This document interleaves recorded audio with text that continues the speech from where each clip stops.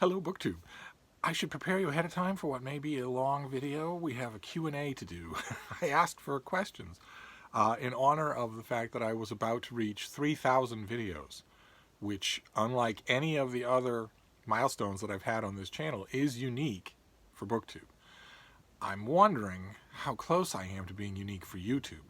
How many people, just individual people on their own, have uploaded 3,000 videos on this platform? I don't know, but on Booktube I know it's unique. I know there's no other Booktuber who's done that. But now I'm wondering if this whole Q&A was done under false pretenses, because I was going by what it said on YouTube when I log into the backstage, the viewer creator suite of YouTube. It was telling me that I was closing in on 3,000 and that we've left it long since behind. It's up to 3,010, something like that. But several of you pointed out to me that, for instance, the site Social Blade that tracks the metrics of websites, about YouTube channels, says that I'm still 100 videos off. I feel like in this circumstance I have to believe YouTube, since it's their platform. I'm certainly not going to go back and count all of those videos. But in any case, I'm getting such great questions. I got such great questions in my call for questions that I want to do this anyway. And we'll just let this stand. If we really are 100 videos off from 3,000, then we just won't do another one then.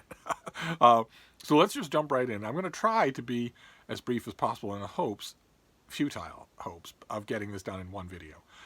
So question number one, Joe Almeida asks, are there any other used bookstores in Boston that I like other than the Brattle Bookshop, which is a used bookstore in downtown Boston that I love? Made many videos about it. And right off the bat, I'm tempted to waste time wool gathering, because Boston has in the past been home to great used bookstores that I absolutely loved. Love the stores, love the customers, especially love the proprietors. There aren't any of those left, except the Brattle. There are other places that you can go in the greater Boston area. There are charity shops and whatnot for used books, but nothing really that compares. So aside from an old-timey answer of saying, once upon a time there were 10 such bookstores, no, there aren't any that even come close to the Brattle. Then Elena Macardina asks, how come you can read Latin? Who taught you, or did you teach yourself? I didn't teach myself to read Latin. I was taught. And how come I read Latin? Well, because it's a lot of fun. You should try it. Then Carlos asks, what kind of cinema do I like most, French or Italian? They both stink. They're both for much smarter cinematistes than I ever am or ever would be. And Carlos also wants to know what I think of Patrick Modiano or Annie Ernaux, and I don't like either one of them. In the original or in translation, they've never done anything for me. I know they have legions of fans, but they've never worked for me. And David Brown asks, I should point out here, he's the only one who started a question. All of these questions, he's the only one who asked a question starting out with the dreaded, have you ever read? I've mentioned on this channel many times before the bit that I've done for 2 centuries now, 3 centuries now. I do not understand why people start questions to me with have you ever read and then name an author, when all I do is read all day long. In this case, the author is Terry Pratchett, and he goes on to say, if you have read him, what do you think of him? And again, I know he has legions of fans, but his stuff has always seemed to me to be overcooked shtick. I don't get I've seen loving appreciations of his work on Booktube.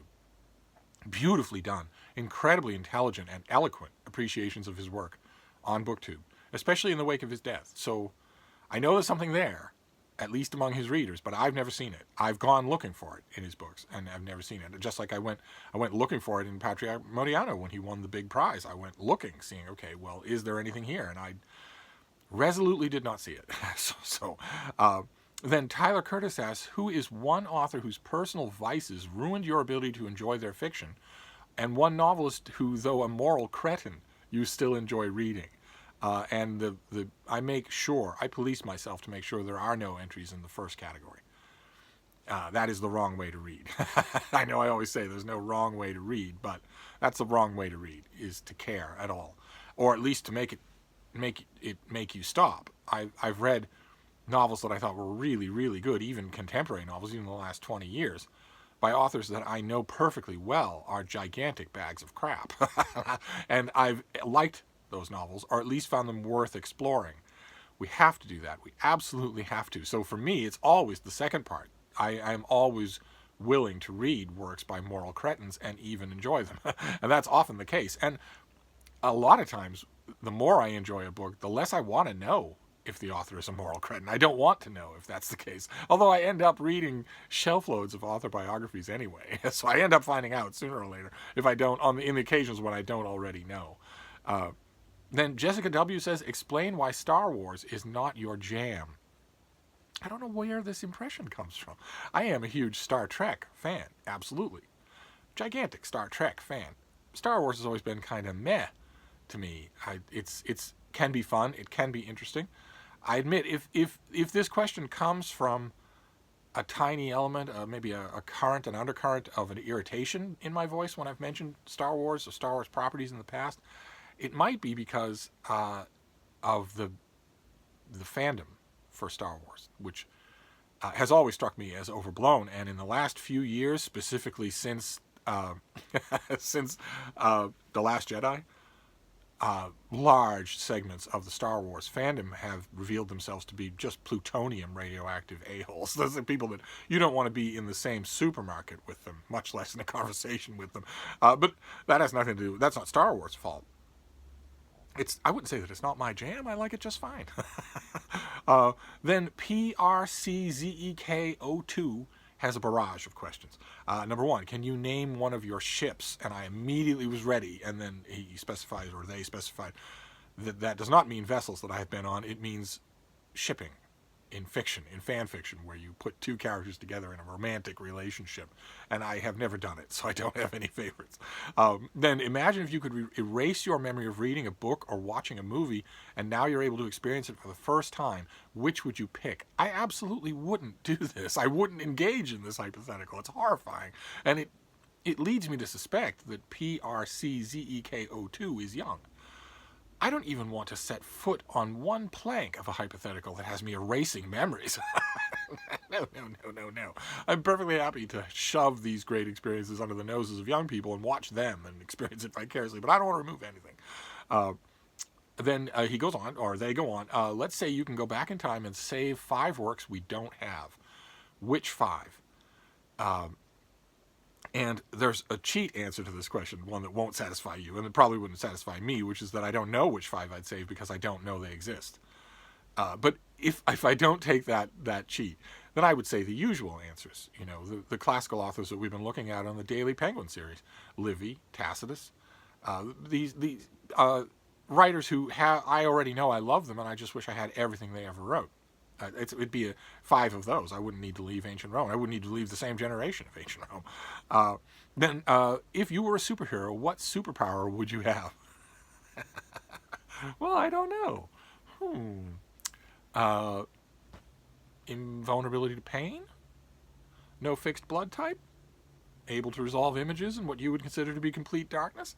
Able to trace aliphatic acids through the air at a ratio of air molecules that exist nowhere else in 2-legged creatures and that you would have to go to the dog world to duplicate? The ability to talk to and command dogs on sight? I don't know what kind of superpower I'd have. But actually, in answer to the question, it wouldn't be flight. I know that's everybody's answer, but how would you use that power in 2020? How would you use it? You know, no sense having a superpower if you can't use it. And you couldn't use it. You'd have to bundle up, first of all, to get any more than 100 feet off the ground. You'd have to bundle up like crazy. And you would immediately become of interest. There are drones everywhere. There are people watching everywhere. No. Probably the superpower that I would have if I could would be a kind of very limited telekinesis. Not Magneto bending big telescopes from a mile away, but when you're on the bed and you've got a sleeping dog on you and there's something you want right over there, I'd say maybe a 10-foot radius telekinesis where I can just get something over to me. That's a very lackluster superpower, but I have wanted that for a long time. I think these questions go on, yes? Yes. If you could have one unusual pet, what would it be? I don't want to push my luck. My pet is already unusual, plenty unusual. She spent an hour this afternoon screaming at gravestones. And under what conditions would you consider having a cat? And then there are follow-up questions. Money, food, Trump removed from office. I think those are supposed to be inducements. under what conditions would I consider having a cat? Would it be for money, maybe food, mega stuffed Oreos, or would it be for the promise of having Trump removed from power? It wouldn't take any of those things. I know that I stem-whined about Satan's minions a lot on this channel, but if I were between dogs, just sometimes happened, usually not. Usually the fates or whatever arranges for me to get a new dog as I'm losing my previous dog. Usually that is the case. But if I were between dogs, or if I had a dog, unlike my present dog, if I had a dog who was totally happy with other dogs and other cats, and if a cat suddenly, in that circumstance, if a cat suddenly needed me, well, that would be it. That would do it. That hasn't happened. That's all. And those were the end of those questions. Then we move on to Link Joker, who asked, "What is Whatever Happened to the Man of Tomorrow a fitting ending for Superman?" Those of you who maybe don't know what Link Joker is talking about, it's a classic 2-issue storyline of Superman by Alan Moore that was drawn by Kurt Swan, and Kurt Swan was inked by George Perez. So you have the best of the old Superman artists and the best of a new wave of artists.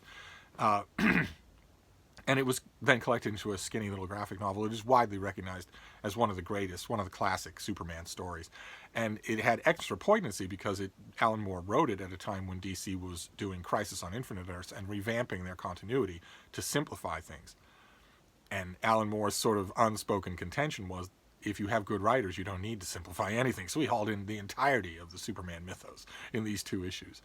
And I don't want to spoil the graphic novel. If it's at your library and you haven't read Whatever Happened to the Man of Tomorrow, you really, really should. It is a classic Superman story. And it has an ending. And I don't want to spoil it for you, but Link Joker obviously knows the ending. And in answer to the question, no, it most certainly is not a good ending for the Superman story.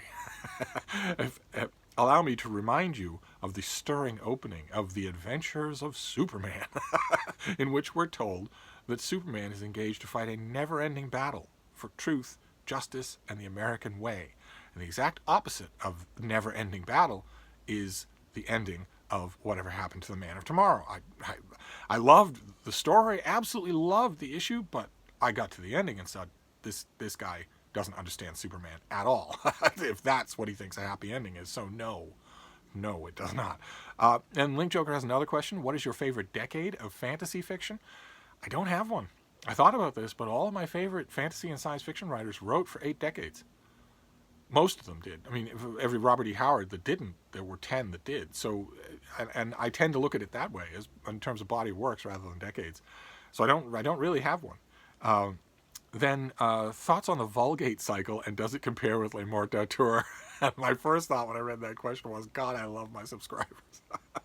I don't think it would be fair to... I think there are probably 3 people watching this video who have any idea what the Vulgate cycle is. It wouldn't be fair to wax on about it, but nothing compares to Le Mort d'Auteur. And also, Link Joker finishes up with, what is your favorite non-classical epic poem? And of course, that would be Orlando Furioso by Ludovico Ariosto. A gigantic epic poem from the Renaissance that I love to distraction. I think it is incredible. And it's gigantic, it's huge, and there's no good excuse for you not to try it, because unlike with lots of other gigantic epics from the Renaissance, this one was translated by Penguin Classics into 2-volume set that you could easily find used. And the translation is amazingly fun. It will show you exactly why Ariosto's fans loved his book. So it would be Orlando Furioso. Then Kyle Eckelberger asks, you've expressed your appreciation for Dennis Cooper and Ryu Murakami. Are there other authors who deal intelligently with dark themes? And Kyle also wants to know my thoughts on Irvine Welsh and on Samuel Delaney's novel Hog. Again, it would be a little bit of a cheat, but I would say, why not use those two? Irvine Welsh and Samuel Delaney are another. There would be 2 names that I would have answered the first part of the question with anyway. And there are a bunch of subversive authors like that. None of them quite like Dennis Cooper. I could easily recommend anything by Samuel Delaney to anyone, but Dennis Cooper, it would not be the same way. But people, someone like Reynolds Price or Robert Stone, there are authors out there who deal in dark materials that do it really well. So, but Irvine Welsh, he's grown on me the more I've read his work. Then Wilson Shugart asks, are you working on a writing project at the moment? I am. I'm working on, right now, 3 writing projects, all collaborations. Nothing for me. The only writing project I'm working on for myself is getting my writing work done every day for the world, for a deadline, for a byline. Uh, I am going to write 2 works myself this year. I think one in time for Camp NaNoWriMo or something like that. I will look for some sort of writing challenge in the spring and summer, and then of course for NaNoWriMo. But right now I'm doing 2 or 3 collaborations, 3 works that I am helping to create, and it's great fun. I hate to say it. Well, I don't hate to say it. Probably none of you would be surprised. I'm doing that tends to suit me better than just creating stuff wholesale. And I think that's probably because I'm not all that creative. I'm much better in a line editing and moral supporting role than I am at moving the furniture around in a novel. But one of the projects that I would like to do myself is not a novel, it's nonfiction. I've had a number of you contact me. I leave my email in every video now. I leave my email. I break with every single rule or tradition on YouTube. I don't know if you've noticed that. I break with every single one of them. I don't monetize my channel. You never see any ads. I never do calls to action. I'm never telling you to smash that like button or follow me on other social media. I'm never trying to get anything out of you. And where was I going with that? I don't quite remember. Oh yes, I also leave you my email. And I know a couple of YouTubers who make a living off this, and they have their silver play buttons, and they say, no, you can't do any of that. What are you talking about? You mail people stuff? You pay postage to mail people stuff instead of getting them to mail stuff to you? You give your email? You encourage people to visit you when they come to Boston? No, you can't do any of that. And I've heard from a number of you. The gist of that digression, we can't do digressions, we'll be here all day. The gist of that digression was that through that email, I've heard from a lot of you saying that you don't agree with my decision to table my proposed big biography of William Howard Taft, President Taft. A lot of you have sincerely said you would like to see that. So I'd certainly like to write it and give it a try. But that'll be later. Right now, the only things I'm working on are collaborations. Then Paper Mache asks, have you ever had back pains or posture problems from sitting or reading for long periods of time? And if I've avoided them, how have I avoided them? Well, first of all, I'm a supple 28-year-old, and that helps a lot. Second, a great deal of the reading time that I do a lot of writing every day. But by far the biggest thing that I do every day is read. By far.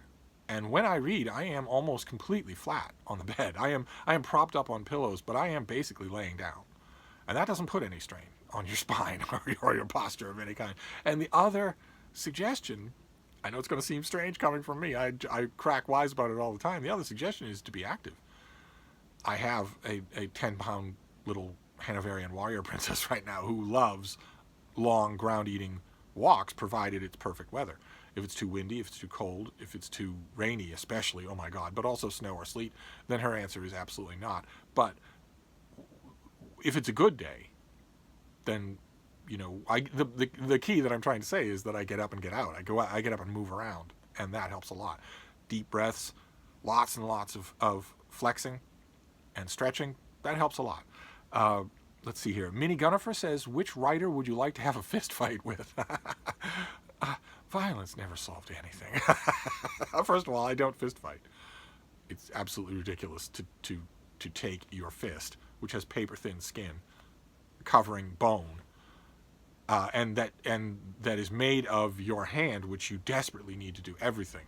It is absolute insanity to make a club out of that and pound it against bone. That's just dumb. I have never understood that. Humans do it all the time, but I've never understood it. And also, I learned how to fight from a species that means it, and humans usually don't. Usually, fist fight means we're gonna pound on each other a little, and then our friends are gonna pull us apart. If I'm fighting you, I want to hurt you really bad. I don't want to make a point and then yell over my beer for the next 6 hours. So there isn't an author that I would fist fight with under any circumstances. Let's see here. Mary Tumulty says, have you ever lost a large number of books in a catastrophic event, such as a flood or fire? Shall you pull up a chair? You've picked both of them. Yeah. Yes, in both cases. In a flood, I was in Iowa, and I had a huge number of books that I'd accumulated at the Haunted Bookshop in Iowa City and a bunch of other places, and I wanted to leave them. And a friend of mine said, "You can store these in the basement of my father's business in Tipton, Iowa." And I boxed them all up, and I said, "Great, that's fantastic. I'll pay you to ship them to me a box at a time, or I'll pay you to ship them all to me, or whatever. But you've saved me a lot of trouble." And then, from the safety of Boston, I watched the nightly news every single night as we saw the epic flooding of the Mississippi crouch closer and closer to Tipton until finally it had swamped the whole town. And all those boxes were lost. And as usual, when you lose something like that, I did not have an inventory. I don't know what I was thinking, but I did not have an inventory. So I have no idea to this day what was in those boxes. And as if that wasn't bad enough, one time when I was living in South Boston, there was a fire, and I was away. I decided the day before that I would take my first vacation out of the state in 20 years. So I went to Washington, D.C. I went to Maryland. And while I was in an unair-conditioned theater surrounded by smelly hipsters watching Spider-Man 2, my apartment was burning. and people in the building were able to get my beagles out. But the fire department, we were on the third floor, the fire department broke the big picture window in the living room and just trained the hose onto that window from the street. So it was just water blasting through that window, crossing the living room, and just hitting the entire wall of biographies that I had. Needless to say, it wasn't fiction. It was my favorite kind of book. It was biographies. Destroying that wall completely. And so that when I got back to my host house, I got all sorts of messages saying there's been a fire. So I turned around and went straight back on the next train to Boston. And when I got back to the apartment, it was a sight that would make a bookworm's heart just break wide open. I went to the living room and there was this mound of stuff. It was all just mushed together. You could barely make out. It was like a Star Trek transporter accident. You could barely make out a hint here or there of individual books or individual covers, but nothing could be saved.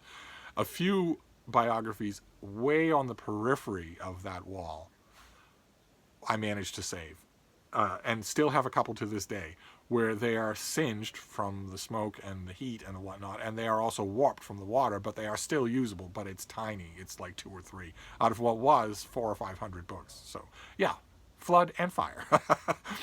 Then Peter Provlovich asks, will you please explain your mysterious year-end ritual that leaves you unable to speak English? I would gladly explain it if I could, but the one thing I know for sure, after decades of trying, is that I cannot make it clear to anyone. But it isn't just English that I can't speak. But anyway, Stephanie Griffin says, please explain the shark on the shelf. You can see the shark right there, sent by a viewer like you. Mary Tumulty again says, did I transport my pack of beagles on tankers, trawlers, freighters, and the odd yacht here and there when I was traveling? Those of you who are new to the channel, I've done a lot of traveling, and I've done quite a bit of it in a crowd of dogs.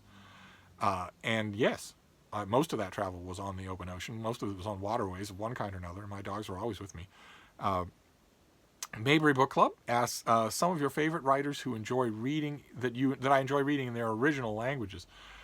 That'd be all of them. All the ones that I can read in their original language, I prefer. I study English language translations because that's kind of my job, and also because I'm fascinated by what's available to monoglot readers. But when it comes to, I mean, you name it, when it comes to Jules Verne or Horace or Livy or Homer, of course, there's a part of me that prefers to read them in the original. Then let's see here. PHXSNS1 asks, what are some American novels once considered classics that are now forgotten?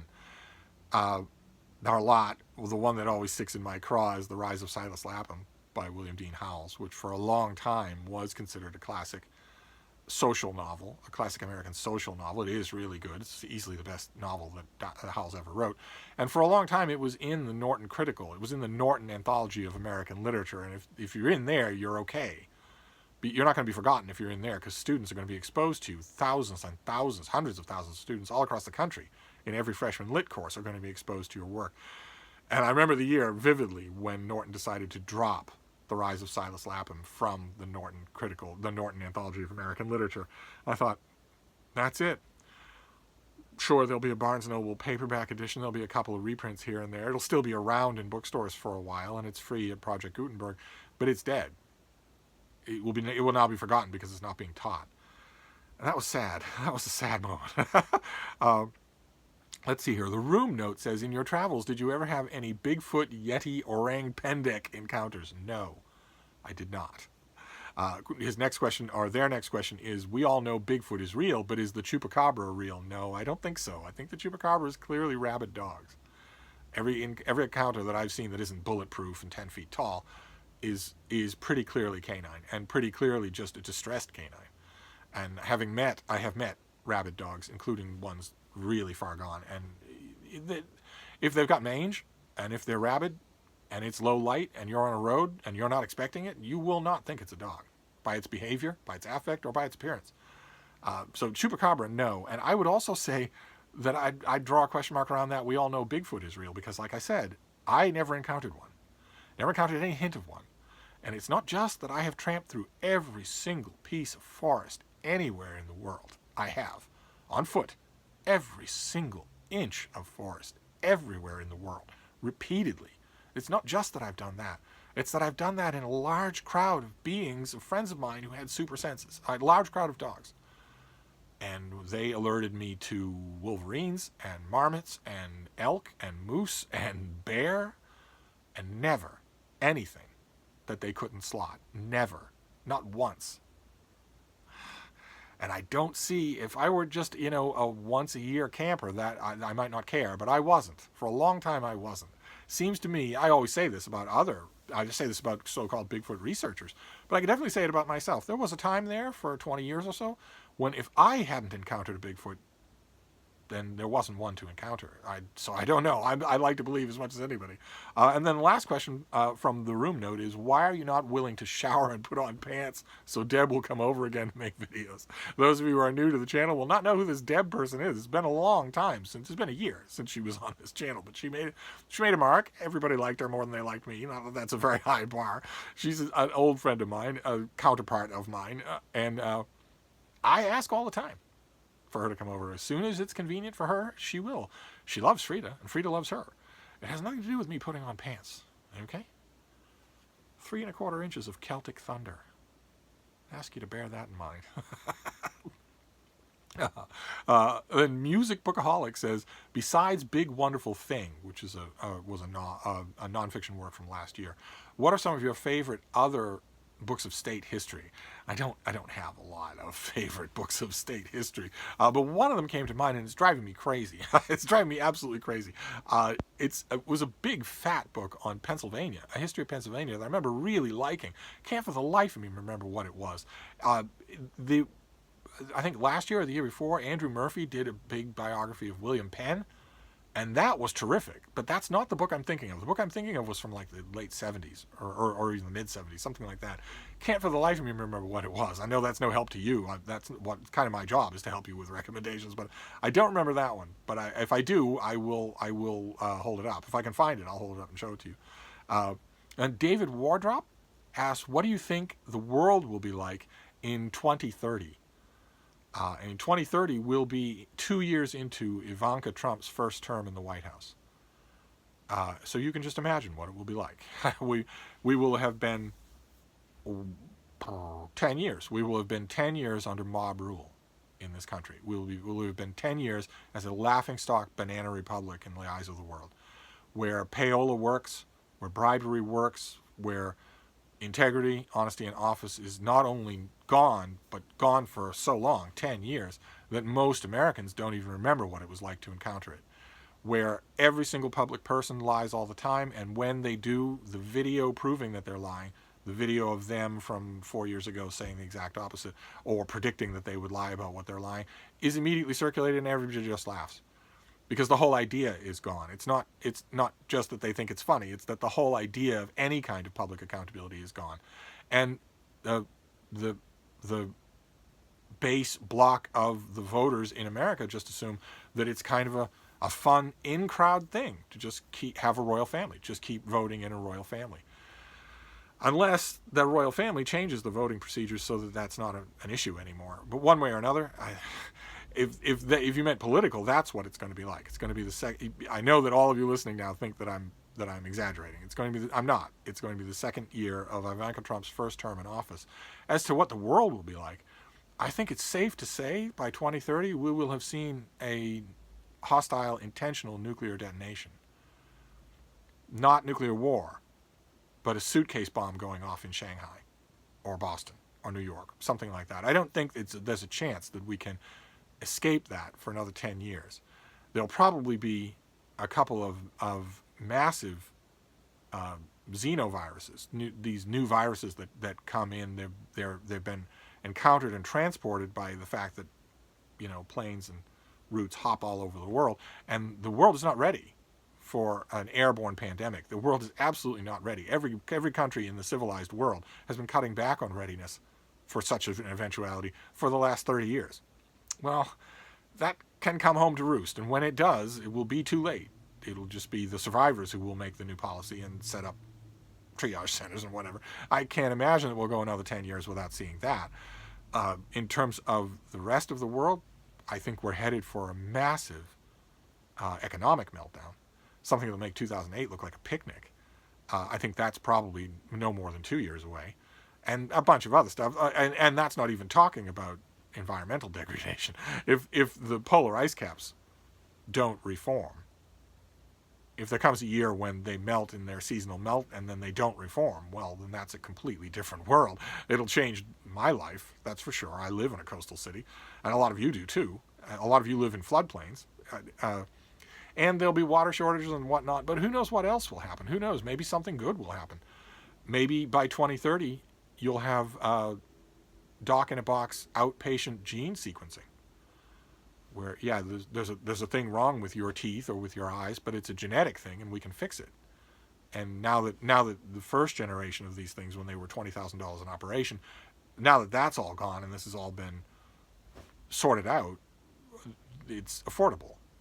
Who knows? That could happen. Some good things could happen. Let's see here. Matthew Dean asks, "What was your father like?" I'm not claiming to be much of an expert. I didn't know him very well before he died, but he was a stern man, a taciturn man, just, very, very intelligent. Long stretches of his life earned his bread by his pen. So, in that sense, I would like to know him now. That's one sense in which I think we could probably have something to talk about. But other than that, I don't know much. I made a study of his life and times. I know all the details of it, but as to what he was like as a person, I'm tragically not in a position to know. Let's see here. Curtis McHale asks, "How did you get into book reviewing?" I was working at a tiny newspaper in the American Midwest, and I noticed that the book section editor, who was a dear, sweet man, and I got to know really well, just because it was a small newsroom. I got to know him really well. He was one of the most interesting people there to talk to. I noticed he kept getting review copies of books. I asked him if I could review one. Any of you who have ever had experience at a small town newspaper will know the answer to that question is absolutely yes. So this was at a time, this was a kind of a proud, territorial small town newspaper that didn't want to just take all of its content from the wires, the UPI or the AP wires. They wanted to generate original content of your own. That was kind of a mark of distinction. That mark of distinction is largely gone now, but once upon a time that was a mark of distinction, was that, local people are going to write for us and they're going to do a good job.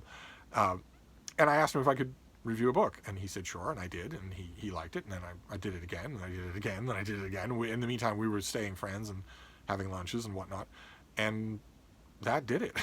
And that did it. That not only got a byline out there, but definitely caused a sweet tooth in my mind. Let's see here. Nathan Fong asks, if you could have a do-over for Booktube, what would you do differently? Well, some of you who've been with this channel from the beginning are going to know what that is. I had this Booktube channel for a little while, and then I had a controversy that I think was overblown. I think it was overblown. It was certainly inaccurate. Where I made a dumb comment on one of my own videos. I am in the comments field all the time in my videos. I made a dumb comment, and I regretted it right away, and I certainly don't stand by anything that I said. And it came off looking like I was the most callous, knee-jerk sexist in the world. That isn't true. Those of you who have been watching this channel, or had watched it up until then, will know already that I won't need to say it. It just isn't true. I have plenty of other faults, but that's not one of them. But it didn't matter. As you know, if you know what social media is like, you know already the sequel. Somebody who hates me, doesn't know me at all, but was waiting for a mistake, waiting for a slip-up, prized that comment out of context and fed it up the chain to an even bigger booktuber, someone with a huge audience, who didn't know anything about it, but just decided, well, this will be fun. Destroying someone's life and career and social relationships will be fun for a weekend. Then I'll get bored with that. I'll move on to someone else. And that bigger booktuber decided to just make a destruction campaign. I was hashtagged on Twitter. And of course, if I had a do-over, I would probably do that over. Who knows what?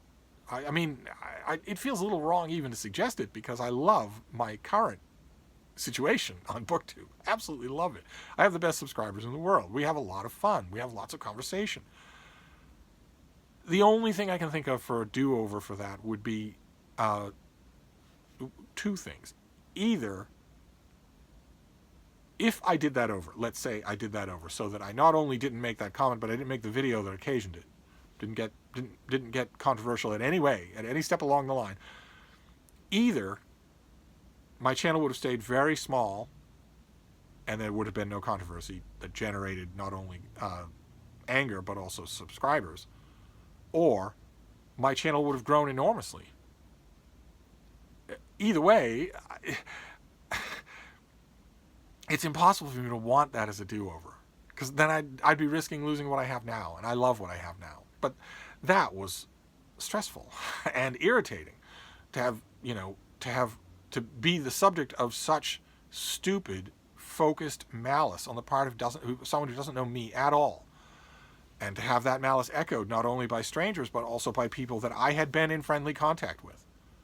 Just decided, I'd rather get on the side of the mob than drop you a private email. That was a rude introduction to Booktube. Very rude.